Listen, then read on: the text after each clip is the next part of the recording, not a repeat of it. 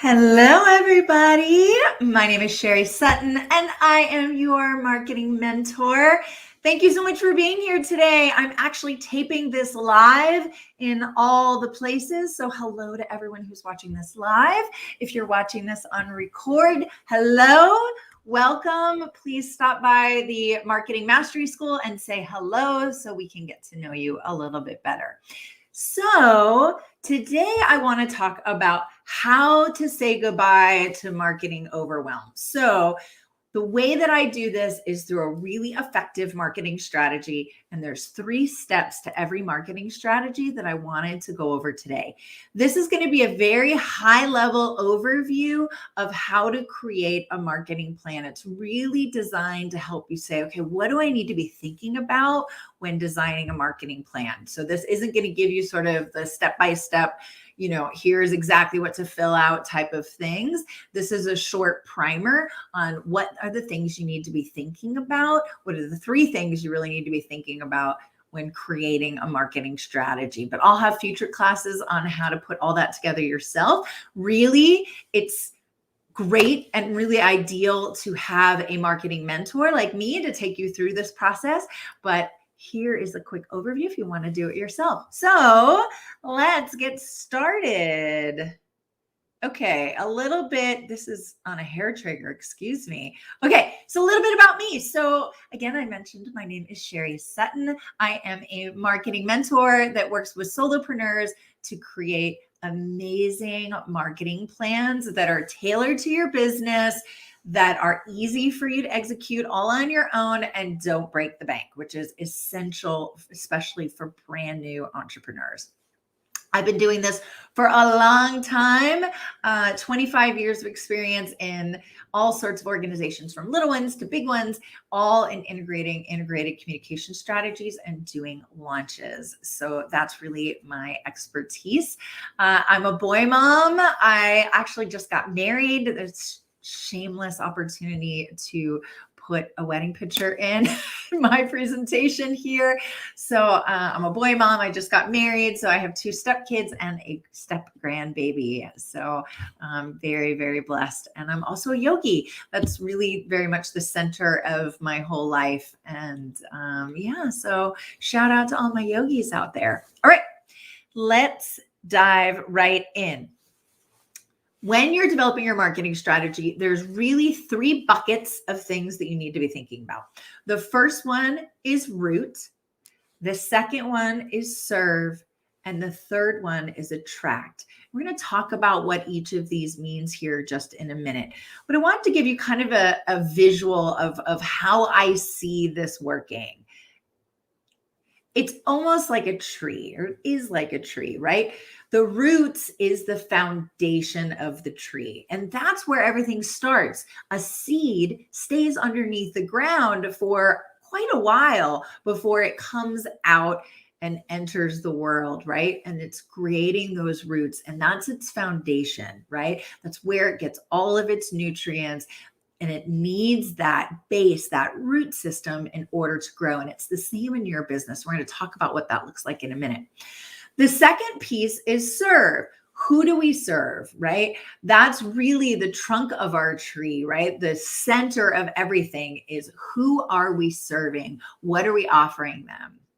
And then attract is kind of like the branches of the tree. They go out really far in the outside world to try to bring in additional nutrients to the tree, additional energy into the tree. And that's just like your marketing, right? It's designed to attract and bring people in that you can serve. And all of that is rooted through your core beliefs. We're going to talk about this in a minute, but think about this as we're moving forward, right? This idea of everything grows out from the roots. Who are we going to serve? And then how are we going to attract them? Okay, so let's talk about the first one. So first, we want to root. And what I mean by this is we want to define our mission, our vision, and our values. Now, some of this can be, I want to make money. That really is not a mission, a vision, or values, right? And I had somebody ask me about this in our group called the Marketing Mastery School community yesterday. They were like, I don't really know what my mission, vision, and values are. I just know I want to make money. Where your mission and your vision and values come from is what purpose do you have in the world? What do you want to do? How can you make the world a better place? What are you passionate about? We all have causes that we're passionate about, right? Whether it's economic insecurity or, female empowerment or something like that, right? Making kids safe. We all have something that we're passionate about. And the most successful businesses have a core mission, a core vision, and core values that everything is built on that is more than just making money. So I encourage you to really dive deep and really root into what's important to you. Why do you want to start this business besides the financial, right? Who do you want to serve? What problem do you want to solve? That is really where you want to start your whole business. Without that foundation, just like with the tree, you can't build on top of that. So you really need to start with this rooting. Why am I starting this business, right? What do I want to get out of it? And what do I want to give to others? We're going to talk about that a lot. I believe that the most successful businesses are built from a place of service, right? So who can I serve with my superpowers? We're going to talk about that as a theme throughout this presentation, but that's something that's incredibly important. And we start with that in our roots section, right? So we ask things like, why am I starting this business? What problem am I hoping to solve? What am I passionate about? What are my core beliefs? I'll give you a few examples. Let's talk about,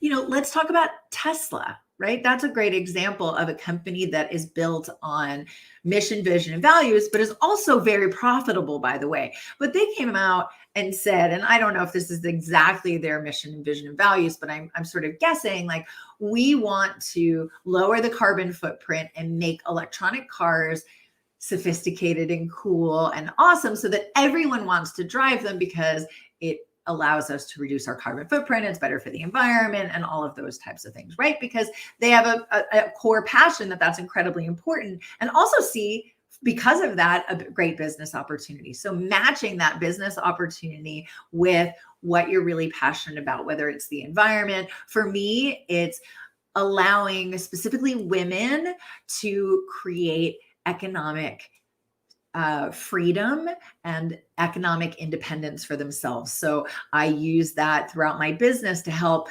part-time moms to create their own business. I employ only part-time moms, right, who are incredibly talented but might not be able to find a part-time job elsewhere. I volunteer at places that help women to develop economic independence because that's what I'm really passionate about. And my whole business is built on top of that.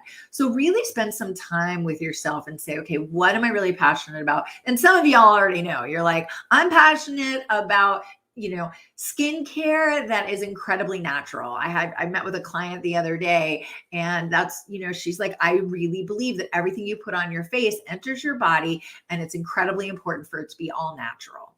Awesome, right? Healthy lifestyle through cosmetics. Now that is a great reason to start a business and understanding your mission, vision, and values.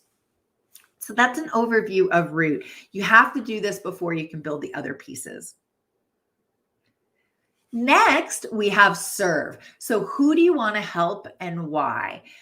I'm a huge believer that and I talked about this a minute ago, but I'm going to say it again, the most successful businesses are built from a place of service. Servant leadership is the most important way that you can lead other people. So it's not about you and your desire to make money. It's about helping other people. And through that process, there's an energetic exchange, which is done in the form of money. So you want to look at your business as, a way of doing service to other people. Now, not free service, right? Service doesn't have to mean that it's free. We're not talking about volunteering here. We're talking about being of service. How can you help someone else to make their days and their lives even better than they are right now, right?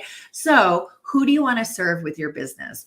We start with what's called a customer avatar. And I'm sure you guys have seen other classes on this topic, right? Develop your customer avatar, get your ideal client, develop your niche. That's all part of this process where we say, here's the ideal client that I want to talk to, right?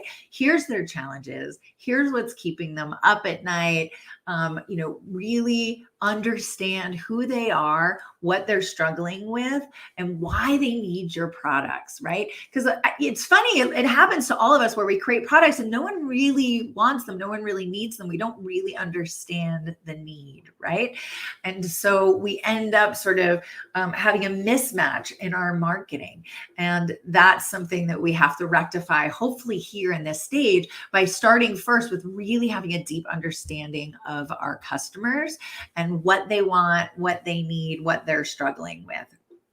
So I'll give you an example. For me, most of my clients are solopreneurs who are like, I know I need to do marketing. I feel like I'm doing all the things, or I'm not even willing to start doing all the things because it just gives me anxiety to try to figure out what I'm supposed to be doing from a marketing perspective. I don't know what my niche audience is. I don't even know if the packages that I'm offering really make sense. I don't know who I'm supposed to be talking to. And even if I did know who I'm supposed to be talking to, I don't know how I'm supposed to get to them in the most effective way.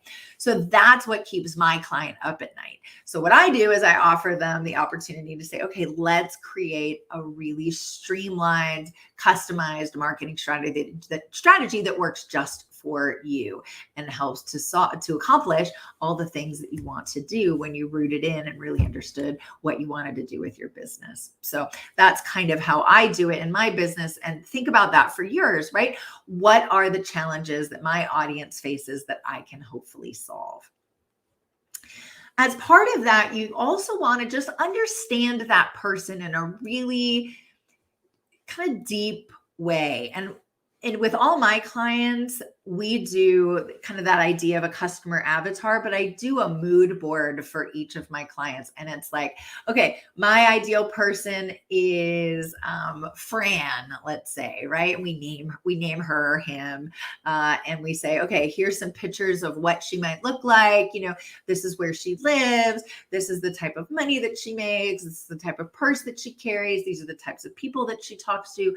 Those are all really important because we want to make sure that when we're marketing to people, we're doing it from a place of understanding who they are as people and meeting them as a peer, right? People buy from people. So it's incredibly important that we present ourselves in a way that they can identify with, right? And we all tend to work with people who are like us. Most solopreneurs I know are attracted to audiences like them. So we do that sort of naturally anyway. But we want to make sure that we understand who our clients are so that we can talk to them where they are and not where we want them to be, right? Because if we just talk to them from where we want them to be, it's just not going to work, where they're not going to be attracted to our messages. I'll give you an example. I got this email this morning, and it was from this marketing company, and they were like, hey, we really think that you should work with us, so give us a call. And I was like, talk about not meeting me where I am, right? Talk about one of my challenges. Talk about how you can solve it, right? Don't talk to me about what you want. You want me to call you. Well, that's great, but what are you going to do for me? So you always want to meet your customers where they are as a person and start there. So that's why we spend a lot of time in this process of understanding who our customer avatar really is. Here's something that most customer avatar classes miss, and that's incredibly important when we get to our next step, which is attract. The question is, where do your clients or your ideal clients go to look for information? And that's something that we usually don't think about. But if we don't know where they go to look for information, then we don't know how to attract them later, right? We don't know if the marketing activities we choose are really going to be beneficial to them. So I'll give you an example. Let's say you're an oral surgeon, right? And oral surgeons, and I don't totally know how this works, but I'm just going to guess, right? Oral surgeons generally are the second person you go to, right? You go to a dentist first and they say, oh my gosh, you're in big trouble. You need a specialist. Here, you need an oral surgeon, go to an oral surgeon. So how are you going to find an oral surgeon, right? So, okay, I now know that I need a root canal. I need some sort of surgery. Well, what are you going to do? Well, you might Google, right? You might look at your website for your insurance carrier. You might ask your friends, right? You might put something out on, let's say one of the local mom boards or, something like that. But more likely than not, you're going to ask your normal dentist for a referral, right? And I bet you that oral surgeons, when they look at where most of their leads come from, I guarantee you 90% of them come from referrals from other dentists. So when we move to the next step of attracting, we really want to know where people go for information. So in this case, they go to information. They look for information from their dentist, right? They want a recommendation, and they're probably going to look on Google as well, right? So those are probably the two places where we're going to focus our attention when we move forward. Now, if we haven't thought about that, we might say, you know what, we need to do a YouTube channel, and we need to have really strong social media, which everyone loves social media, and it's an incredible way to market yourself, but it might not be the way to market yourself in the best way. And this is a great example of that, right? If 90% of your business will likely come from a referral from another source, it doesn't really make sense for you to be doing social media potentially, right? Especially for us solopreneurs, we have to be real strategic with how we spend our time and how we spend our money.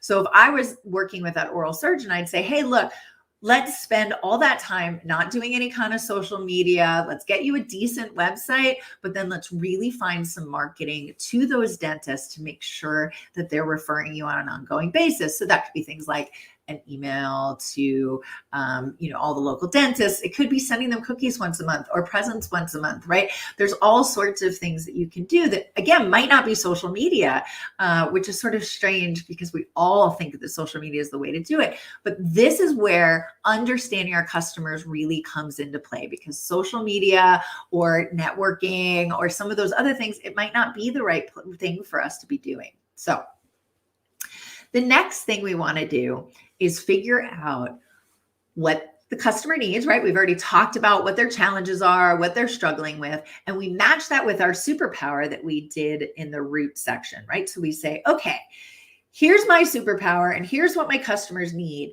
Well, based on that, what's the ideal product offering that I could give to them that's really going to help them?